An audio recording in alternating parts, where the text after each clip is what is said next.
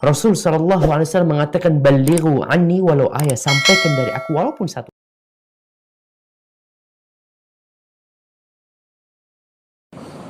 Bismillahirrahmanirrahim. Assalamualaikum warahmatullahi wabarakatuh. Alhamdulillahirabbil alamin. Wassalatu wassalamu ala asyrofil anbiya'i wal mursalin. Sayyidina wa habibina wa syafi'ina wa maulana Muhammadin sayyidil mursalin wa ala alihi wa sahbihi ajma'in. Rabbi shalli wa sallim alaihi wa ala alihi min lisani yafqahu qawli. Rabbana shalli ala nabiyyina wa sallallahu alaihi wa ala alihi ya arhamar rahimin. Asal muslimin wa muslimat wal hadirat. Bapak-ibu jemaah salat maghrib di Masjid Al-Ikhlas yang mudah-mudahan selalu dalam lindungan dan taufiq Allah Subhanahu wa taala. Bersyukur kepada Allah Subhanahu wa taala dan pada hari ini alhamdulillah kita semua kembali bertemu di masjid ini dalam keadaan sehat walafiat. Salawat dan salam marilah terus kita panjatkan kepada Rasulullah sallallahu alaihi wasallam. Allahumma shalli ala sayyidina Muhammad wa ala ali sayyidina. Kuburan dibongkar lagi. Kuburan dibongkar lagi ini kalau tidak ada kebutuhan yang mendesak, hukumnya makruh. Sekedar pindah ke baik, aku dipindah ke nggak apa-apa, biar lemak baik. Misalkan alasannya cuma cahaya itu baik, itu enggak, itu hukumnya makruh. Tapi kalau dibongkar untuk dipindahkan karena alasan-alasan yang penting, hukumnya bisa jadi mubah, bisa jadi sunnah. Bisa jadi mubah, bisa jadi sunnah. Misalnya untuk pembangunan masjid, mohon maaf, itu bahkan mustahab itu bagus untuk dibongkar. Lalu kemudian kita pindahkan, kita rapikan, itu bagus. Ya tinggal cara membongkarnya baik. Harus ada cara. Ya karena masyarakat kita ini kan penuh dengan cara kan.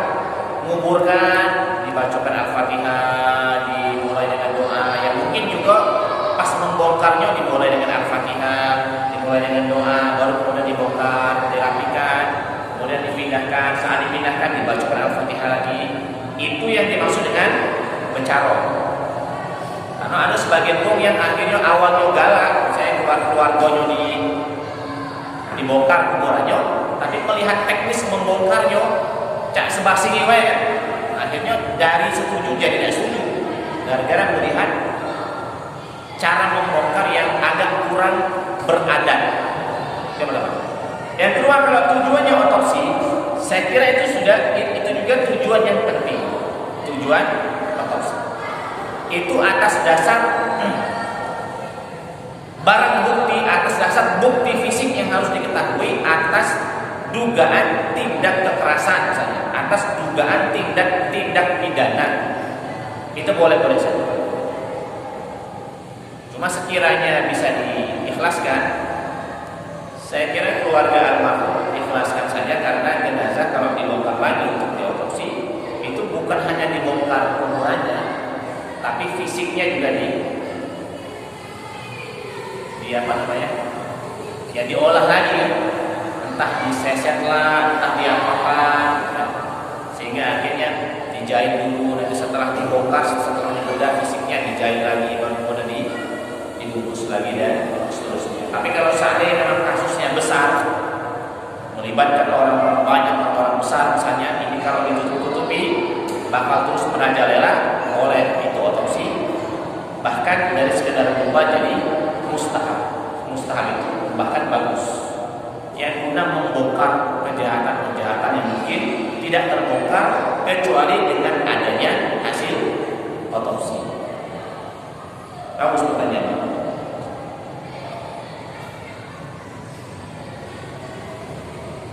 Silakan yang lain, saya. Ya, boleh.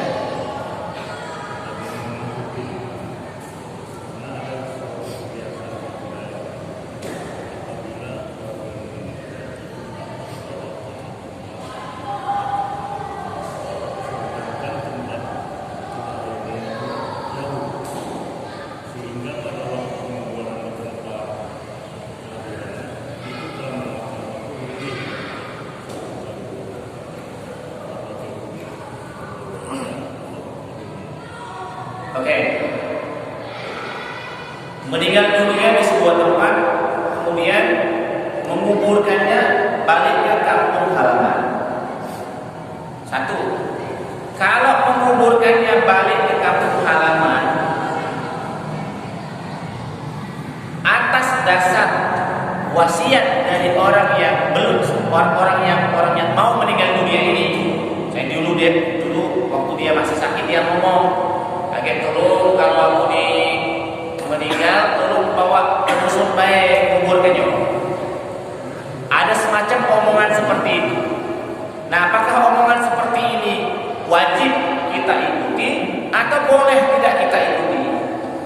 Nah, sekarang kita tanya dulu, nanti saat dia meninggal dunia, kita tanya dulu keluarganya. Apakah orang yang meninggal dunia ini adalah orang yang punya banyak duit atau tidak? Oh, tidak Ustaz, ya supaya duitnya. Satu kan. Yang kedua, apakah keluarga yang ditinggalkan ini, anak, cucu, segala macam ini orang-orang yang berado apa tidak? Oh, ternyata tidak, itu Ustaz, biasa-biasa baik.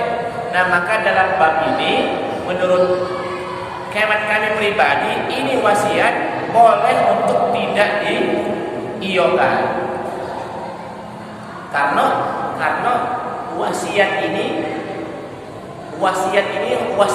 wasiat yang isinya standar baik sebenarnya. Kepingin dia minta dikuburkan di kampung halaman. Itu wasiatnya. Ini wasiat yang isinya standar baik. Standar itu bagus-bagusnya tidak, jelek juga tidak. Ini wasiatnya standar. Sama cak wasiat misalnya kaget kalau aku meninggal dunia misalnya, tolong jadikan kain kafanku misalnya dari kain ihram yang dulu pernah kami haji dan umroh. Sebenarnya itu juga standar juga sebenarnya. Kalau memang ada boleh, kalau memang tidak ada masalah. Jadi kalau kain ihramnya itu ada di tempat lain jauh, harus memakan waktu, memakan biaya, saya kira tidak diiyakan wasiat itu juga tidak apa. Tapi kalau ada yang mau mengiyakan atas dasar cinta dengan orang tuanya sehingga akhirnya harus diiyakan, ya harus tanggung dengan keikhlasan. Kalau memang orang tuanya tidak ada duit yang terlalu banyak, ya harus disokong. Nah, jadi balik lagi, kita lihat kondisinya. Kalau memang dia mewasiatkan itu, jika memang memungkinkan, boleh dikuburkan di kampung halaman. Tapi kalau seandainya tidak memungkinkan, sebenarnya dengan dikuburkan di tempat di mana dia meninggal dunia, jika memang seandainya dia masih ada sisa harta, sebenarnya harta itu lebih bagus dijadikan sebagai harta waris.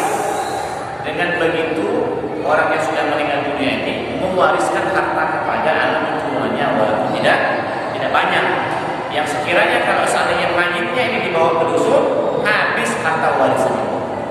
Saya orang meninggal dari Jakarta ke Palembang, itu memakan biaya, apalagi pakai pesawat. Itu ternyata kargo mayit itu mahal. Jakarta Palembang itu bisa 20 juta kargo mayit, bisa 20 juta. 20 juta. Kalau dia punya anak 3, bagi 7 juta sewa kan? Maksudnya itu lumayan. Itu lumayan. Nah, kira-kira ini yang bisa saya sampaikan dan